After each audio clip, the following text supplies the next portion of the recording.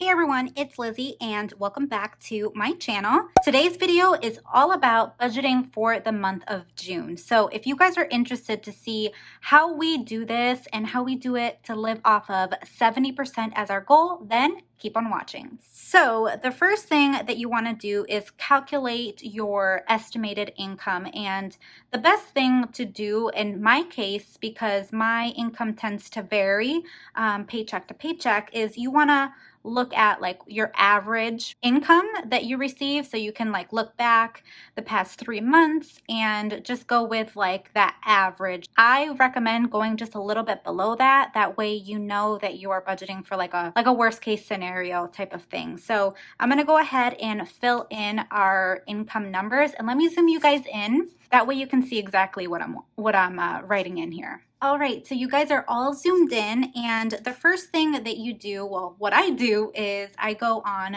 an app. It's called Every Dollar. That's kind of where my husband and we go back and forth and we do our quote unquote budget meeting. It's not actually like a sit down meeting. We just kind of go back and forth through text, or I just tell him, hey, I plugged in some numbers if you want to look at it and let me know if you suggest something else. But the first thing that you do is you plug in your income, and then with that income is really where you will set your goals for what you want for that month, or what you want for your future. And so if you don't know this, my husband and we became debt-free because we sold our home, and we are currently renting. So for the time being, our goal is to save to buy our house. That is a huge goal of ours, and the big goal is to buy it cash. And it may at this point seem a little bit overwhelming. In my gut, I feel like that is the best move for us, and I truly believe that we can do it. So that is a goal of ours, and because of other things that we have going on in our life, our businesses, a second thing that we actually are talking about is just bulking up our emergency fund just a little bit more. So we do have 3 months in our emergency fund, and we do feel comfortable with that. We could just stop there, and we were planning on doing that. But then there's been a few things that have come up where it's starting to seem more like we have to build up that emergency fund to at least 6, but we can do that gradually while we do other things. So that's just a little insight on our personal goals with our finances. So let's go ahead and just write in what we think our income is going to be. So both my husband and we have full-time jobs, and I'm going to put his first. So my husband's, we're just going to budget $2,200, and then for me, we're going to do $2,050. And again, that's just like a worst case scenario, like our average, and we go a little bit less than that. So the total income is going to be $4,250. And now is where we rule in this percentage rule. And I'm just going to write it right down here on the notes section. So 70% is the goal to live off of all of our expenses, anything going out. 10% is for our giving. If you are not a tither or whatnot, maybe you can give to charity. Just do something meaningful with your finances. I really believe that that is very important. And for us, it's just tithing to our church that we attend. And then the last 20% is what you will use for any goal of yours. That can be, if you are building up your emergency fund, put it towards your emergency fund. If it's paying off debt, you put that percentage to debt. So that is how you can break down what your spending is based off of the percentage. And this has been so key for us. We started off with 80% when we had debt and when a lot of our expenses were really, really high. But then now that we are 100% debt free, our expenses are way less. We're able to live off of 70% and put a big chunk to that particular goal of ours, which is saving for our house and also contributing a portion of that to go to our emergency fund to beef that up just a little bit more. We're going to take what 70% is of the $4,250, which is our total income. So you do the $4,250 and you times 0.7. So that gives a total income a total percentage amount of $2,975. And then 10% of that, right? You just multiply it by 0.1. You could probably do this in your head. That's 425. And then the last 20%, which is again towards whatever goal it is that you guys have. So you take the 4250 and you multiply it by 0.2. That gives you $850. So here's our little key that we're going to work with so that we know where we are with our spending. So since we calculated the 10% already, I know that that's the tithe. I'm just going to go ahead and write in that number, 425. And then our offering, this is something that can be above and beyond your tithe. We are a part of a ministry, and we have a set amount that we give. You know how you can do that with like a radio station that you support, you can like donate. So it's something like that. So we give $20. So that's a part of our offering. So 445 is the total giving amount. And now I'm just going to go ahead and write in all of our like fixed expenses. These are the ones that like never change. So let me go ahead and write that in really quickly.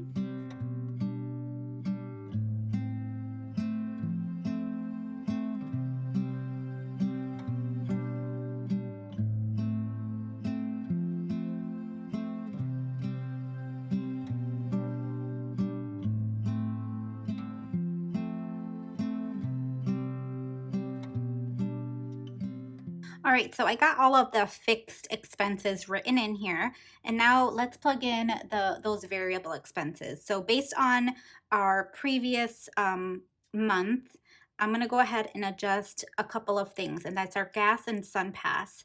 So we have been driving a lot less with everything pretty much being closed down and we can't be traveling. So our gas budget and also our sun pass, which is the toll roads, we have to load our transponder funds. And so because we've been driving a lot less, that expense has dropped dramatically. And so it reflects in our budget. So we have to adjust accordingly. So for the gas, what I was suggesting to my husband is $210. And then for our sun pass, we could budget to $60. And now a main expense of ours is groceries. So these are, we're getting into the cash envelopes and those day-to-day spending. So for the cash envelopes, we have groceries. We budget monthly of $300 for that. And then these are the day-to-day cash envelopes that we will be looking at. So I already mentioned the groceries. And let me just make sure that these are in alphabetical order from them. Okay. So we have our date night that we have to budget for, eating out, home, pet, spending, and then toiletries. So I'm going to go ahead and write those in right here, and then we'll put in the total of what those cash envelopes are.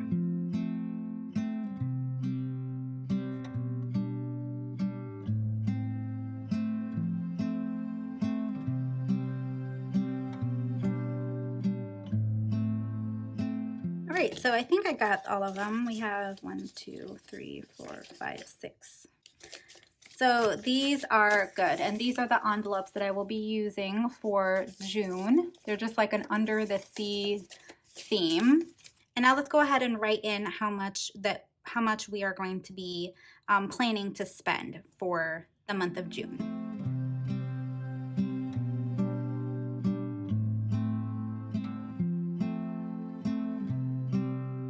So that looks pretty good. And then there's one more thing that I do want to add, but since there's not enough space here, I'm going to just make a note right down below, and that's for miscellaneous. And the miscellaneous, we are going to budget $100. So let me go ahead and add all of this up and see what the total comes to.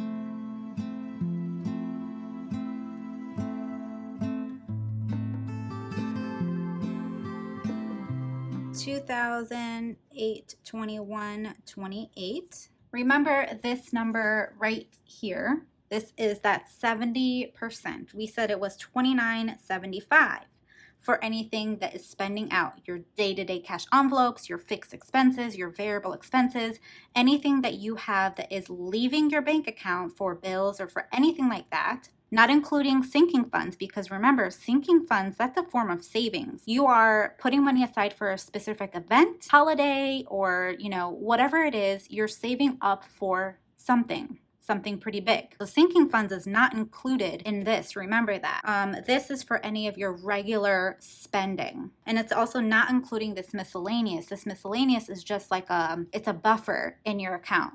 So I am not like planning on touching this, but in case, like for example, in our case right now, we have not received our electric bill for our apartment.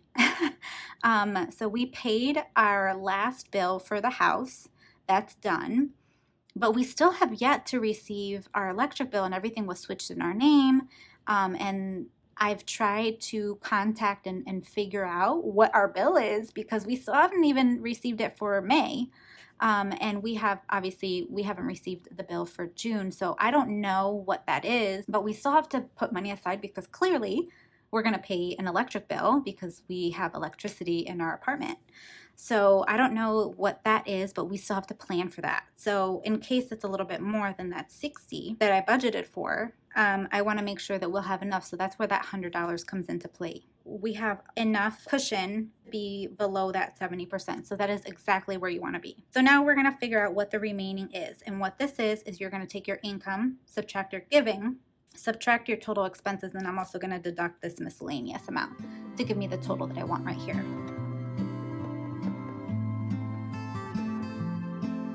All right, so the remaining is $883.72. And now we're getting into the sinking funds. Now, I really want you guys to think about what is something that happens in your life that it comes up and it breaks your budget. I'm going to share what ours is. Ours has pretty much always been Christmas, like a holiday. So Mother's Day, Father's Day, Valentine's Day, our anniversary, our car repairs and things, but that can also be included in like your emergency fund if it's something that is unexpected. But plan on like regular maintenance on your car, new tires, those should be in a sinking fund category. And honestly, those are the ones that have always broke our budget, where we've reverted to using a credit card and getting into debt. That is something that was a normal thing for us.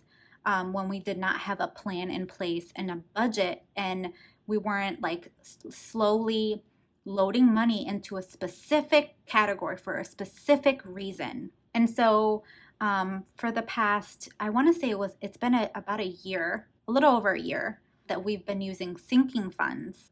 It's completely changed our life. And I really hope that you're including a sinking fund in your budget, whether, it may not be you actually pulling out the cash, but you might have a separate bank account that's specific for that, then great, you can do that. These are things that we know come up, like maybe, it's once a year, or it could happen a couple times, like our car repairs and maintenance and things like that. So that's just something that I really want to have you look at. Another thing I just thought of is any gifts. You get invited to a party and you were not prepared for spending money for a gift, so you end up reverting to debt. Those type of things, I feel personally, this is Lizzie, where I had done it and we had reverted to using our credit card because we didn't have a plan for, something like that to come up. So those are the things and those are the categories that I recommend putting in a sinking fund, writing down a specific dollar amount and saying, okay, well, anything extra I can apply to that. You may want a specific dollar amount, like for Christmas, our goal is to have $1,000 saved by November. So to have everything ready for November so that we can buy the gifts and have it, paid for in cash. And you can divide that up by the amount of months that's leading up to that deadline of yours when you want to have that fully funded goal for that particular sinking fund. But you can do whatever little bits. Any progress that you make is progress, okay? I want to repeat, any progress that you make, however big or small, it's progress and you are doing a great job. So don't beat yourself up. I'm speaking to myself on that as well. From May's budget to now, we've added a few more because we realized, hey, we didn't plan for this. And so I'm going to go ahead and show you what sinking funds we will be budgeting for this month.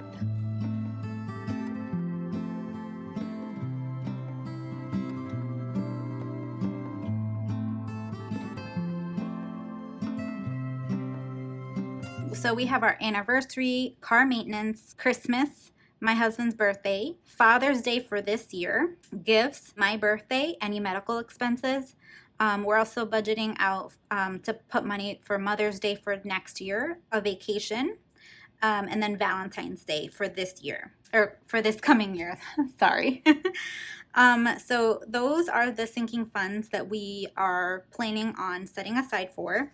And then using this formula, we see that there's $850 that we said can be towards savings or other goals. So that is a part of this amount.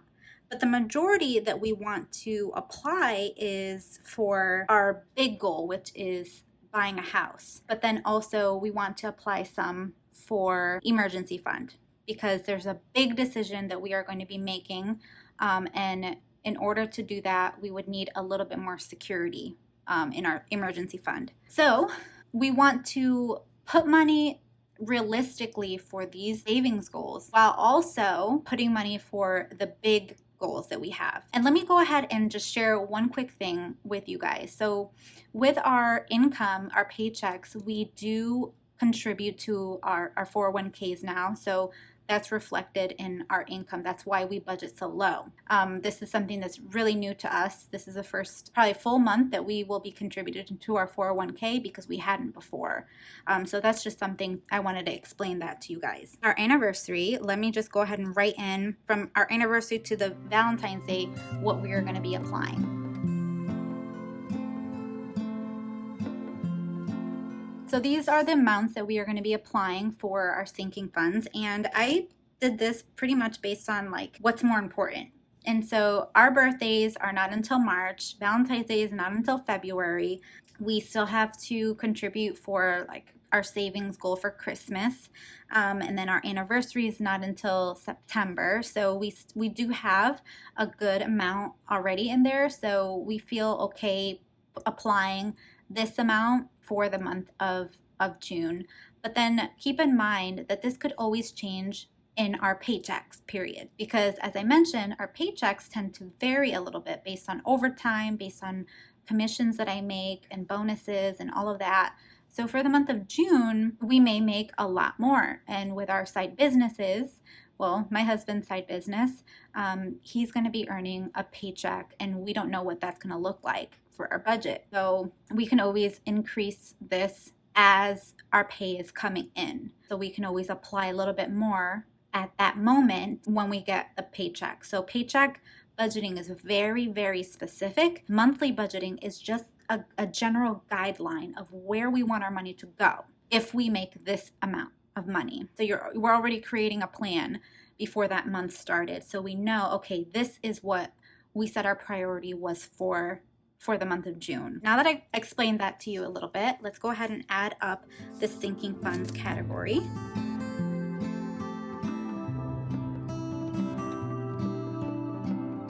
Okay, $376 is what this total sinking funds comes to. So now let's take the remaining $83.72. We're going to subtract the sinking funds amount, $376. This leaves us with $507.72 to still apply it towards whatever our goal is. If you're in debt and your goal and you feel at peace to just apply this entire amount to your debt, well, apply it to your debt. I highly recommend to do that. But before you apply things to debt, I truly believe that it's important to have, what Dave Ramsey says, your starter emergency fund of at least $1,000 in a savings account or money market account where it's easy for you to access in case of an emergency. So for us, what we're going to do is we're going to put it in two different savings accounts. So as I mentioned, we want to beef up our emergency fund. So that is a category. And I'm being honest with you guys, my budget and our budget tends to change month to month. So we'll say we're going to do this, and then something comes up where it'll make us realize, well, this is a new lifestyle and a new season in life, so we might want to switch gears. So I like to be realistic and honest, and sometimes things switch up, and I just want to share that with you on how we adjust our budget accordingly to life situations that come up. But anyway, so emergency fund is one, and then our home savings is another. So we are just gonna put about half, 250 in an emergency, and then the rest is going to go towards our home savings. So I don't even know what that is. 507.72 minus 250. Okay, 257.72 is what we'll put for our home savings, and that is giving every dollar a job and not putting anything to debt because we don't have any debt, thank goodness. But that is what our budget looks like. So I hope that by explaining us living off of 70% and applying 20% to savings really gave you an eye-opener that you can achieve any financial goal as long as you have a plan. And you follow through with it. And sometimes things come up where you'll learn and you'll do better the following month. So the key is setting goals, realistic goals for your budget and for your money you can achieve. Don't set something that is just not realistic at all, because then you won't be able to achieve that and you'll feel like you're failing in a budgeting plan. But I really hope that this encouraged you and motivated you to get on a written budget, and be sure to hit the notification bell because I will be talking about how I fill out my bill tracker for my monthly budgeting, and it also helps for my paycheck budgeting. So be sure to stick around for that, and I will see you guys in a brand new video. Bye guys!